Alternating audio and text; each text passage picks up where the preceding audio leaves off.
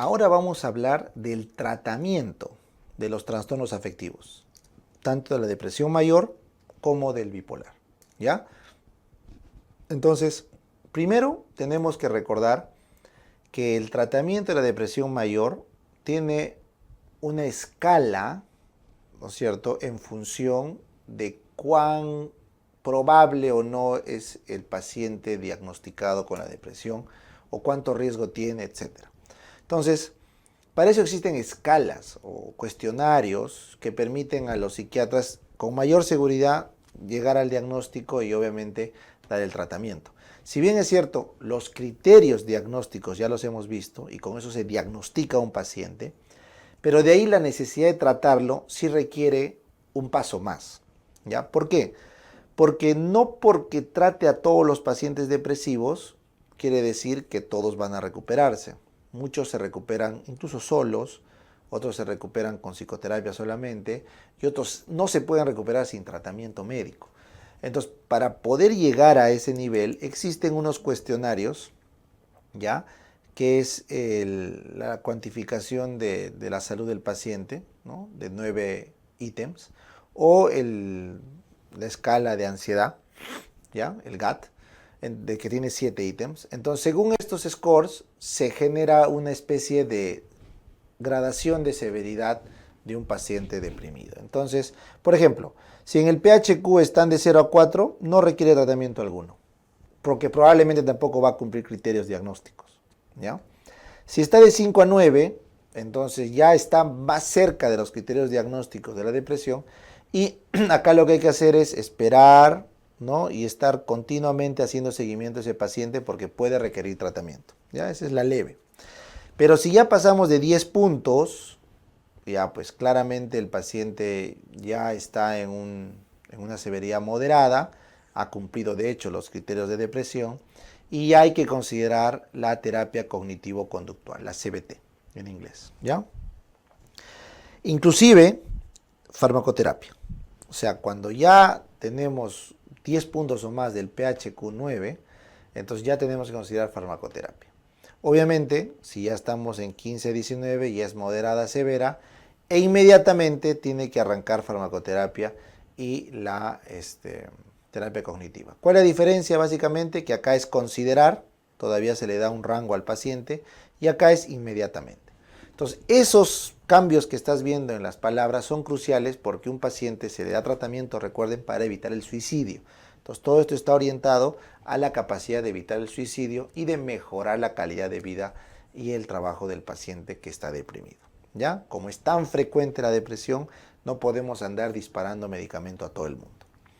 Pregunta examen, se llama depresión severa cuando el PHQ pasa de 20 y acá sí o sí tenemos que arrancar su tratamiento médico, farmacológico, su psicoterapia e inclusive referir a un psiquiatra. Porque yo les dije que la depresión se puede manejar en el primer nivel. O sea, todo esto es un manejo que lo pudo haber hecho un médico general con competencias en psicoterapia o un médico general que refiera a un psicoterapeuta. Pero ya el severo tiene que ser manejado por un psiquiatra. No alcanzarían psiquiatras en el mundo si se tuviera que tratar la depresión solamente por psiquiatras. Recuerden ese dato, ¿ya? Muy bien. Una vez que han tratado a su paciente, este paciente va a tener un pronóstico de recaída o de empeoramiento. Entonces acá lo tienes, los indicadores pronósticos de un paciente deprimido o con depresión son el clínico, que sean positivos, o sea, indicadores positivos, que el paciente va a ir bien, va a ir bien. ¿Cuáles son? Primero, que sea una severidad leve, o sea, estos de acá, leve, ¿ya? Que no haya tenido clínica psicótica. Recuerden que les dije, la depresión se divide en psicótica, no psicótica. La psicótica es cuando hay alucinaciones o delusiones, correcta, ideas delusivas, delusiones de muerte o de culpa. Y la no psicótica es cuando no hay alucinaciones y no hay delusiones de muerte o de culpa. Ojo, puede haber ideación suicida, puede haber ideas de muerte en ambos, porque ideas de muerte la tenemos todos. ¿Alguna vez tú has pensado, hoy sí me muero? Ideas, pero no tienes delirios o delusiones con la muerte. no tienes alucinaciones con la muerte. Eso es importante que diferencie. Entonces, si hay alucinación o delusión de muerte, eso ya es psicótico, mal pronóstico. Si no hay, buen pronóstico. Estancia hospitalaria corta. Si el paciente tuvo que ser hospitalizado por algún intento de suicidio o alguna sospecha o alguna cosa o lo que fuera y es corta su estancia, eso es buen pronóstico. Que no tenga una enfermedad como comorbilidad, ya sea psiquiátrica, sobre todo esquizofrenia o alcoholismo, o médica, que son enfermedades letales como el cáncer, etc. Si no tiene nada de eso, buen pronóstico. Que no haya tenido más de una hospitalización en su vida, por un intento de suicidio o por una depresión, bacán. Y finalmente, que haya iniciado la depresión pasado la segunda mitad de la vida, o sea, pasado los 45, 50 años, que no es una depresión de gente joven. Esos son signos positivos de pronóstico, que el paciente va a salir bien de esa depresión. Ahora, psicosociales. Por ejemplo, si ha tenido buenas relaciones de amistades durante la adolescencia, ese es un buen pronóstico. Si ha tenido buenos amigos en la adolescencia, entonces su afectividad ha sido consolidada y eso es un buen pronóstico en caso de depresión. Si tiene una familia estable y funcional, no importa si tenga un familiar, pero con ese familiar hay la funcionabilidad de la familia, o sea, te da soporte, te da apoyo, tienes un lugar donde ir, alguien que vela por ti, ese es buen pronóstico. Y finalmente, si es que tiene una ocupación o función social buena, positiva en los últimos 5 años, o sea, ha servido a su sociedad bien, ese es un buen pronóstico también. O sea, es una persona socialmente insertada. ¿Y cuáles son, profe, los indicadores de una depresión refractaria, que a pesar de que lo trate no va a ir bien? Pues que el paciente tenga un problema distímico como comorbilidad, o sea un paciente distímico o estas depresiones pues, crónicas, que tenga picos de depresión aguda y un episodio depresivo mayor. O sea, un paciente distímico de fondo que hace clínica de depresión mayor. Mal pronóstico. O un paciente que tiene abuso de sustancias, sobre todo alcohol. O un paciente con clínica de ansiedad. Por eso es que acá entra el GAT. El GAT es un score para ansiedad. Por eso también se le considera en el criterio para arrancar tratamiento. Que haya tenido más de un episodio previo y que sea hombre. Recuerden que siempre el hombre es el que comete el suicidio con mayor frecuencia. Intenta más la mujer, pero el hombre lo ejecuta, lo comete con mayor frecuencia.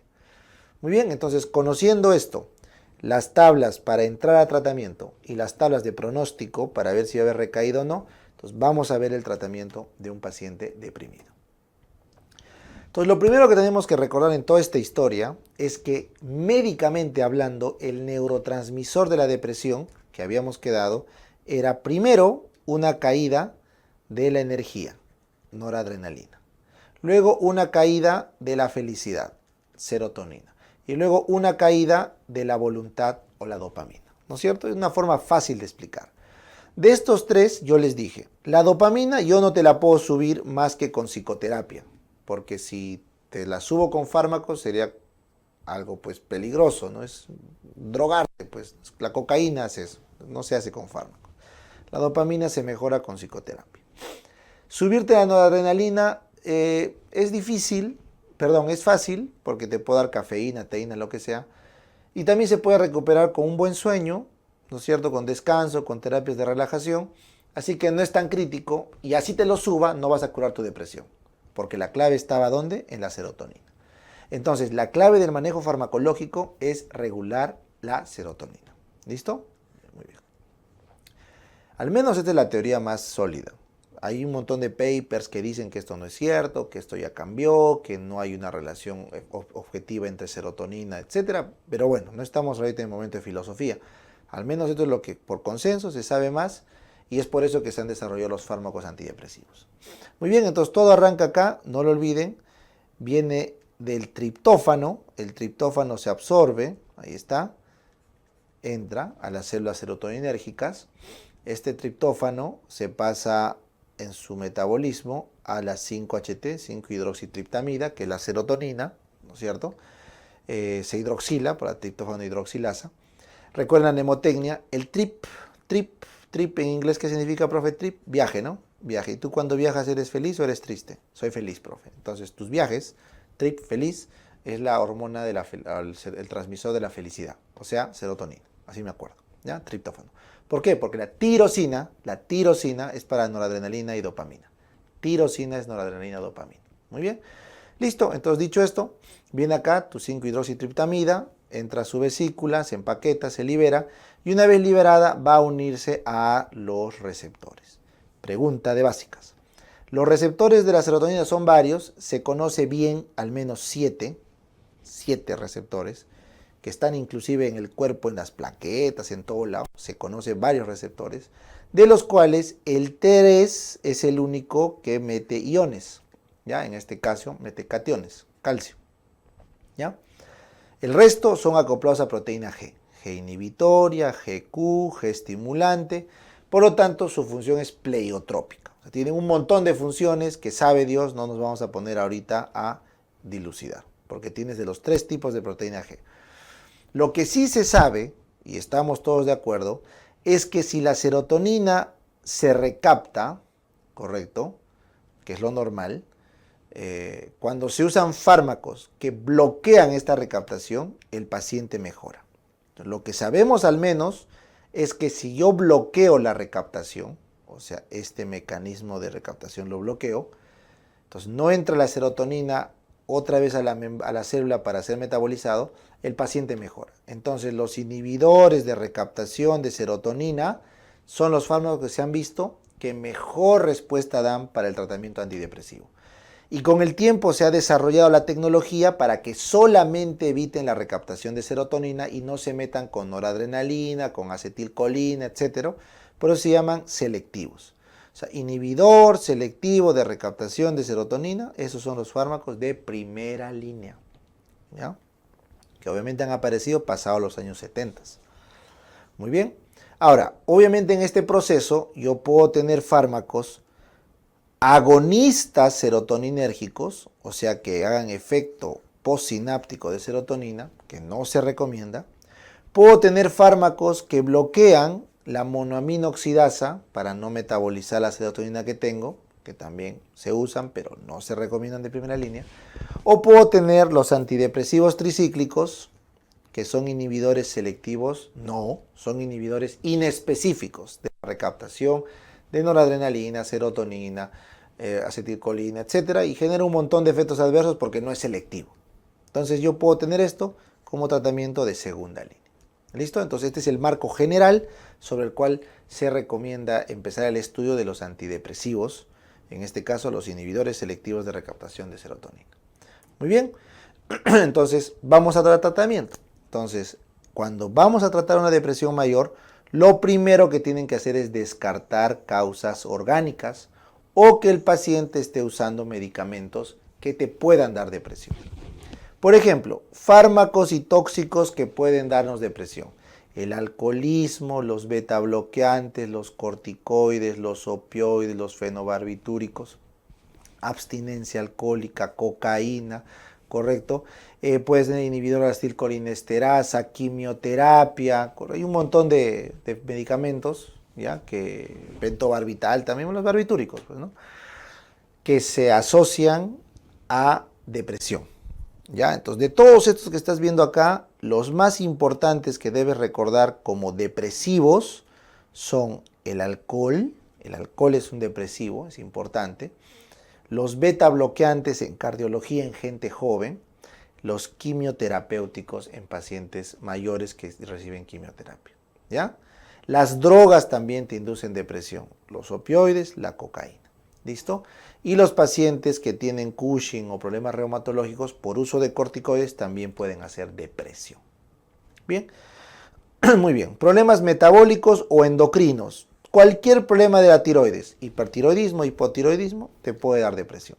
Anemias severas, hiperparatiroidismos, hipocalemias, hiponatremias, Cushing o Addison. Recuerden que las suprarrenales tienen mucho que ver con la regulación del cortisol, del estado del humor. Entonces, Cushing y Addison van los dos.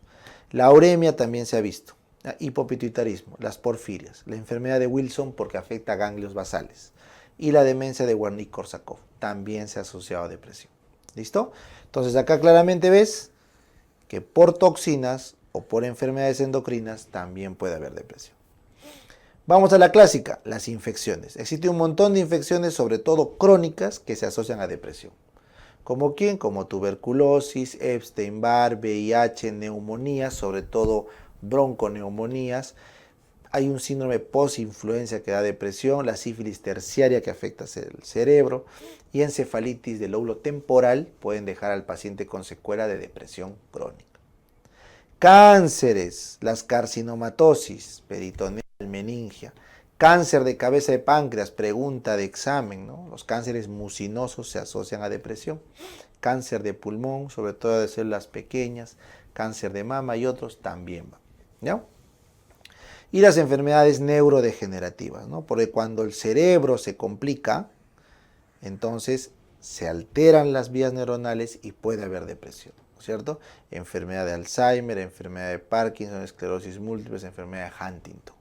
¿Ya? Son enfermedades donde se degeneran sinapsis, enfermedad de Alzheimer, donde se alteran ganglios basales, enfermedad de Parkinson, donde se altera sustancia blanca, esclerosis múltiple, y donde se altera también ganglios basales, enfermedad de Huntington. En todos esos puede haber depresión, ¿ya?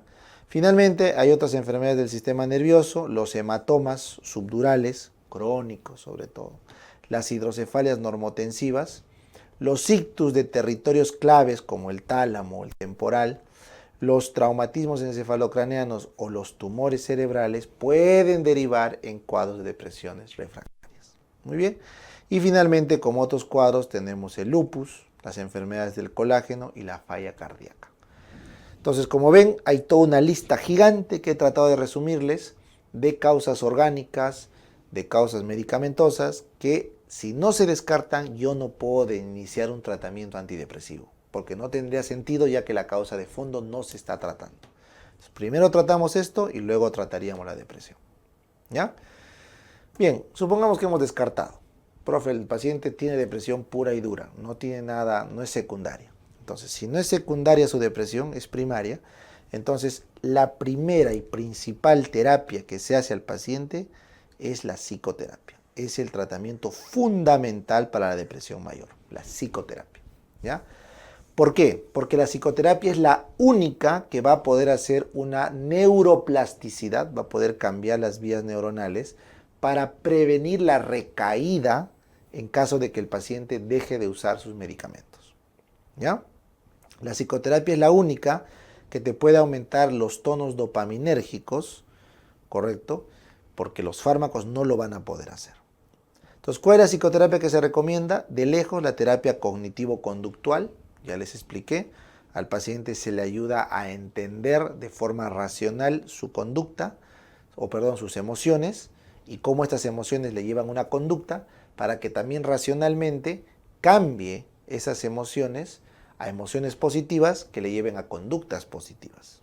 ¿Ya? Siempre les digo, ¿por qué está triste, señora? Señor, porque se ha muerto mi familiar. Correcto. ¿Y qué es lo que pasa? Al morirse, él ya no está conmigo o ella ya no están conmigo, estoy sola, me siento sola porque él no está.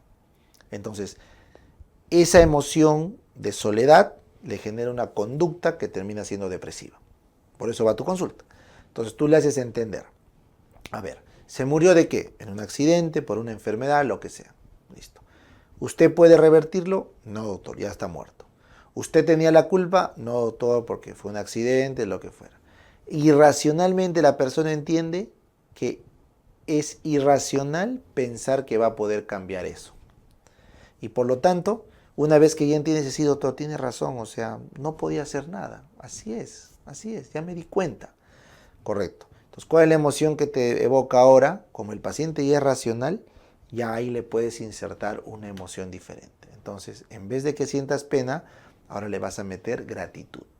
Porque racionalmente esa persona que te ha dejado te ha hecho más grande, te ha hecho crecer, te ha ayudado, la has querido, lo que sea. Entonces, en vez de llorarle pena, mejor ten gratitud.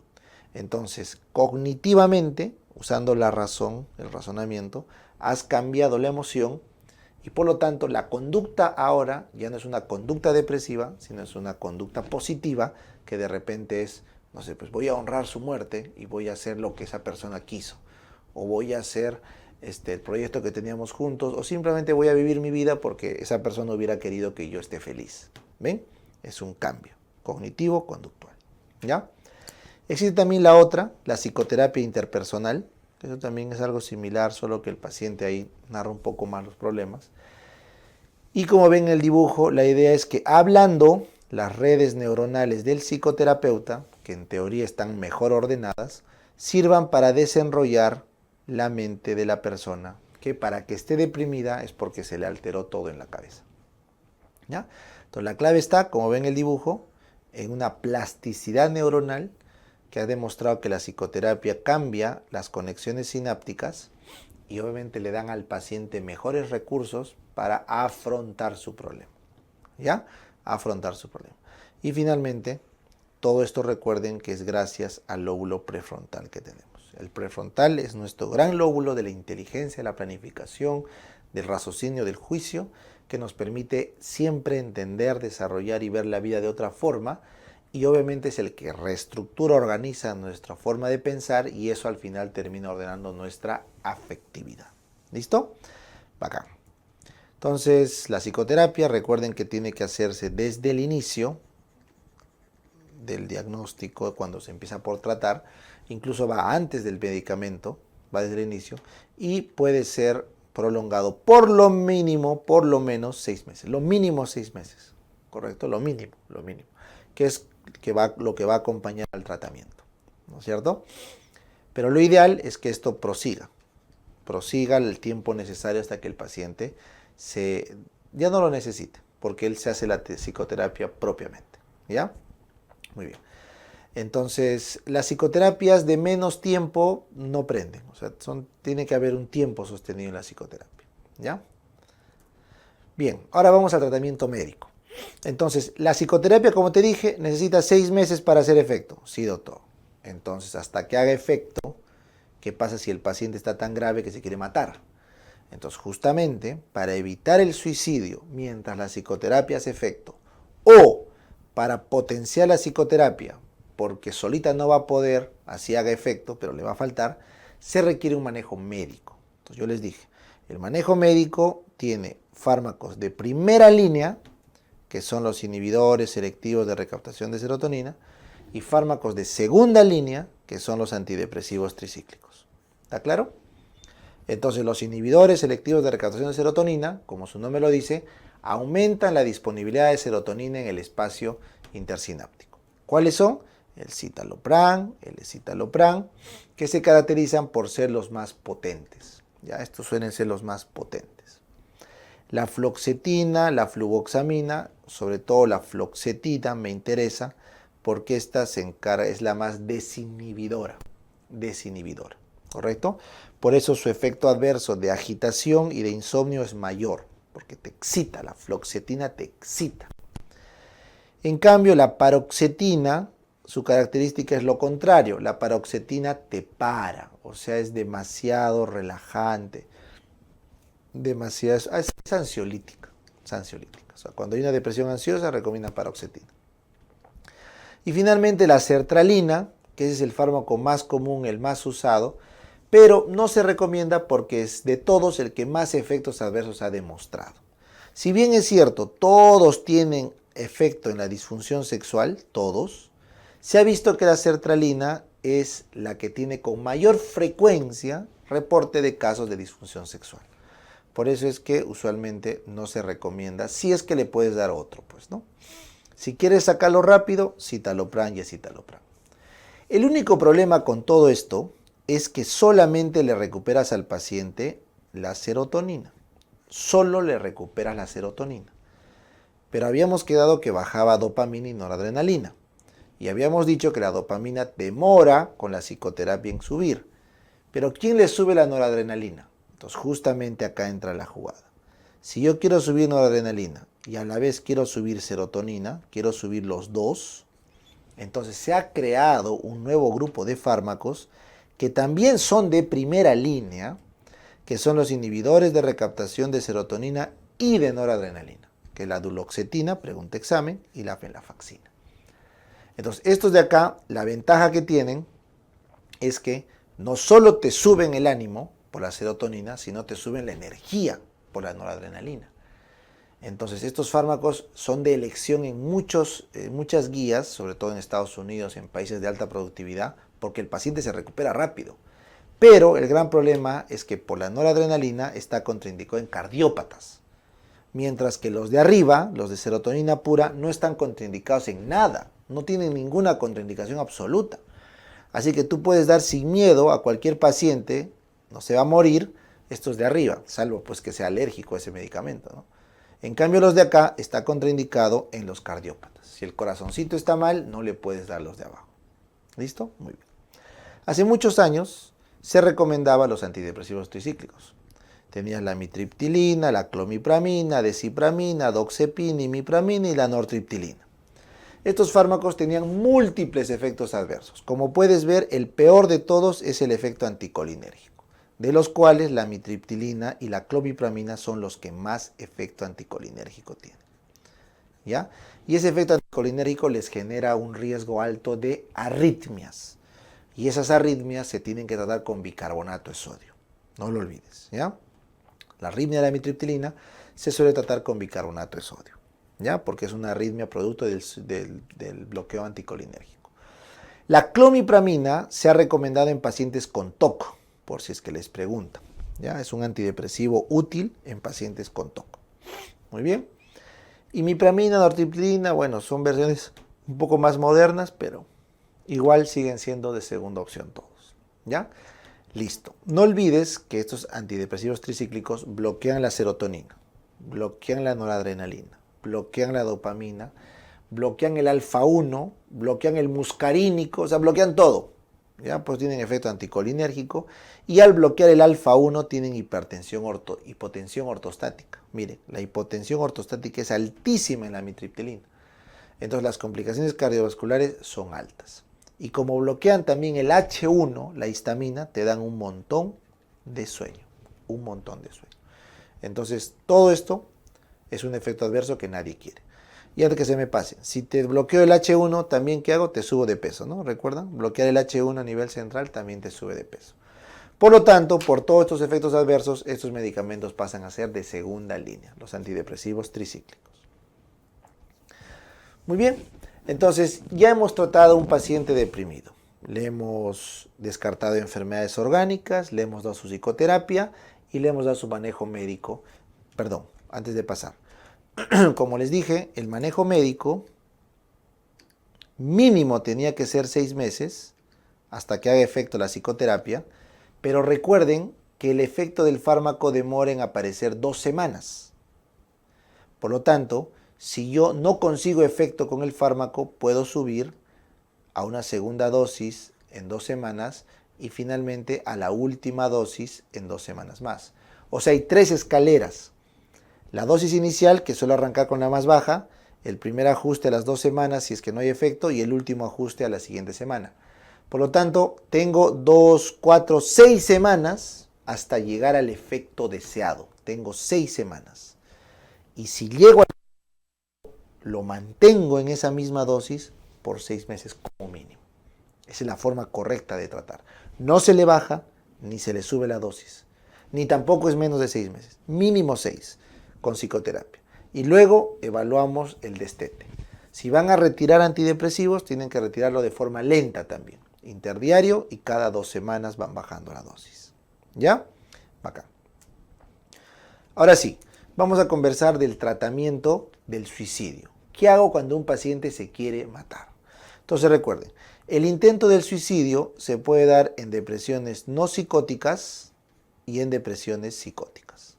¿Ya? Recuerden que la depresión psicótica es aquella depresión donde hay alucinaciones o delusiones de muerte. O sea, el paciente tiene un pensamiento irracional de muerte, tiene delusiones, ideas relacionadas a la muerte o de culpa extrema, y tiene alucinaciones, escucha, ve, oye voces. En esta depresión es mucho más frecuente el suicidio. En la depresión psicótica, que representa un 12 a 15% de las depresiones, es mucho más frecuente el suicidio, mucho más frecuente. Sin embargo, existen depresiones no psicóticas, donde el paciente no tiene alucinaciones ni pensamiento irracional, pero sí puede intentar suicidarse. solo que es más raro, es menos probable, ¿ya? Pero sí puede darse el caso, así que no quiero que, que lo lleven a extremos, pues, ¿no? Entonces, obviamente, cuando un paciente ya intentó suicidarse, es un trabajo del psiquiatra averiguar si es que está o no psicótico. No es normal intentar suicidarse, pero muchas personas optan por el suicidio. Claro, son pocas en proporción, ¿no? Pero las que lo optan sin tener un cuadro psicótico de fondo, ¿no? Simplemente producto de su depresión. ¿Ya? Muy bien. Entonces, entendido eso, vamos a resumir, para fines de pregunta, como que las depresiones psicóticas son las más frecuentes asociadas al suicidio y por lo tanto, si me hablan de suicidio o intento de suicidio, estoy frente a una depresión psicótica muy probablemente. ¿Está bien? Quedemos así. Muy bien. Entonces, dicho eso, ¿qué hago cuando un paciente se quiso matar, hizo un intento, no un gesto? El gesto es sin intención de matarse, solo es llamar la atención, ¿no? O compensar alguna frustración, alguna emoción con daño, con autolesión. ¿Es compensativa o de compensación o puede ser llamar la atención? Lo que estoy hablando es de un intento franco de suicidio, o sea que se quiso matar. Entonces, personas con intento de suicidio, usualmente su intención es matarse, lo hacen en privado, no en público, ¿no es cierto? Y con medios letales. ¿Ya? Y obviamente el que tiene más acceso a medios letales son los hombres. Tienen acceso a armas, a, no sé, pues herramientas letales, o tienen la fuerza, ¿no? Para colgarse, para hacer la pita, para ahorcarse. O sea, es más probable que un hombre consuma el suicidio. Mientras que la mujer, por haber más depresión en mujeres, hay más intentos de suicidio de mujeres que no llegan a consumarse. Ya, eso ya les expliqué. Bueno, entonces dicho esto, cuando tengo un paciente así, hay 4 pasos que tenemos que seguir, ¿no? Y esto también lo he aumentado en esta explicación para que quede claro. Una estabilización médica, una reducción del riesgo y tratamiento planificado de un futuro intento de suicidio, un manejo de la causa de fondo y los factores de riesgo y un monitoreo y seguimiento para evitar que lo vuelva a hacer. Entonces arrancamos. Estabilización médica. El paciente con intento de suicidio usualmente le vienen las ideas y no se le van a ir hasta unos 2 o 3 días. Entonces, hay que hospitalizarlo. Lo hospitalizamos, inclusive lo podemos sujetar, ¿no? Lo amarramos a la cama o le ponemos un familiar o un personal que lo mire 24 horas. Y si es que vemos que está agitado con alucinaciones, o sea, psicótico, le podemos dar haloperidol. ¿Ya? Si es que vemos que está muy agitado y no responde al haloperidol y quiere matarse como si está tirándose de la ventana y hay que estar jalándolo, entonces le podemos dar terapia electroconvulsiva. ¿Ya? Ese es el manejo de estabilización médica. Una vez que ha pasado esas horas, esos días, y ya no hay el intento de suicidio, entonces nos vamos a reducir el riesgo inmediato y tratamiento planificado. Entonces, puede seguir hospitalizado el paciente, si es posible. Podemos hacer una hospitalización parcial, o sea, que esté medio día en el hospital y luego se vaya a casa y estamos en ese plan.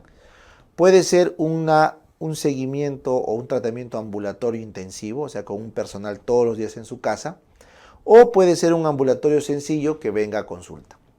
Lo que se busca hacer acá es enseñar a los familiares un plan de seguridad para evitar el siguiente intento de suicidio. O sea, ya se le pasó, ya no se va a matar, pero hay que planificar bien con los familiares y el paciente cómo prevenir el siguiente suicidio. Por ejemplo, si es un veterano de guerra, habrá que alejarlo de sus armas. Si es un personal de salud, habrá que alejarlo de los medicamentos letales. ¿No es cierto? Muy bien. Luego, después de que ya nos hemos asegurado de que no es probable que se vuelva a querer matar porque le hemos quitado los medios para ello y hemos hecho un plan de cómo evitar en caso de que vuelva a ocurrir, ahora vamos a ver por qué se quiso matar. Entonces hay que manejar los factores de riesgo y las enfermedades psiquiátricas de fondo que lo llevaron al intento de suicidio. Entonces en este caso, si es que tuvo duelos, crisis o traumas, tendremos que abordarlos, ¿no? Que son los factores de riesgo. Si está queriendo matarse después de que murió el familiar o que tuvo un despido en el trabajo o que se accidentó, lo que fuera, hay que tratar sobre eso, sobre esas causas. Y obviamente hay que manejar la enfermedad de fondo. Entonces ya habíamos dicho con qué se trata la depresión mayor, profe, con inhibidores selectivos de recaptación. Ya está. Pero tu pregunta es, si ya quiso matarse, ¿no le voy a dar algo más? Correcto.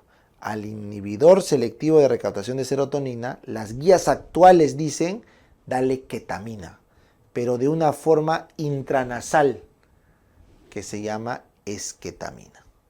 Ese es el mejor medicamento que ha demostrado prevenir los intentos de suicidio futuros en gente que ya intentó suicidarse. Lamentablemente la evidencia es 12, pero es lo que está en las guías. ¿Ya? Muy bien. Hay pacientes que se les ha arrancado el tratamiento preventivo del suicidio con litio, ya sea porque eran bipolares o porque eran depresivos severos. Si es que arrancó con litio, lo ideal es mantenerle su litio. ¿Ya? Finalmente, a toditos, ya les dije, depresivos, se les hace psicoterapia, con mayor razón si es que ya tuvieron un intento de suicidio, y solo aquellos refractarios a la esketamina y que siguen con intentos de suicidio a repetición, recién a ellos les meten terapia electroconvulsiva. Pregunta, la terapia electroconvulsiva es el gold estándar terapéutico que mejor controla las ganas de suicidarse, los intentos de suicidio. Te pasan corriente al cerebro, haces una descarga de neurotransmisores y de alguna forma desaparecen esas ganas de querer matarse, ¿no? Como les digo, es una reiniciada de cerebro. Te quemaron todo, te levantas y dices, ¿qué pasó? ¿Listo? Ya está. Muy bien, no se olviden, acá está la esketamina, ¿no? El Spravato, es aplicación intranasal y se ha visto que tiene evidencia para prevenir suicidio. Finalmente, cuando el paciente ya está controlado con su enfermedad de fondo, hay que monitorear y seguimiento. Pregunta posible de examen. ¿Cuándo es el más alto riesgo de volver a intentar el suicidio? A la primera semana del alta. A la primera semana del alta es donde más chances tienen de volver a intentar el suicidio. Y por eso es importante que el paciente sea observado directamente en ese momento. ¿Ya?